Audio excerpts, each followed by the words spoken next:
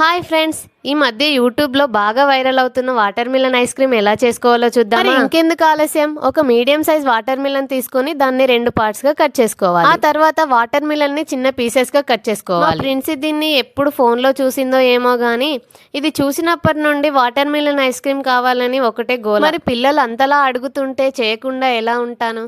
ఖచ్చితంగా చేయాల్సిందే. అందుకోసమని ఈ రోజైతే చేసేస్తున్నాను. మీ గోల మాకెందుకు అక్క, ముందైతే ప్రాసెస్ చెప్పు అని అనుకుంటున్నారా? ఆగండి చెప్తున్నా. కట్ చేసుకున్న ఈ ముక్కల్ని మిక్సీ జార్లోకి తీసుకొని 2 స్పూన్ల షుగర్ని యాడ్ చేయాలి. మన దగ్గర విప్పింగ్ క్రీమ్ లేనప్పుడు వేడి చేసిన పాలను 1 గంట సేపు ఫ్రిడ్జ్లో ఉంచితే పైన మీగడ వస్తుంది. ఆ మీగడను యాడ్ చేసుకుంటే కొంచెం సాఫ్ట్గా ఉంటుంది. తర్వాత ఆ జ్యూస్ని స్ట్రెయిన్ చేసుకోవాలి.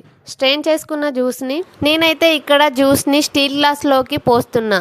ఎందుకంటే నా దగ్గర ఐస్ క్రీమ్ మౌల్స్ లేవు.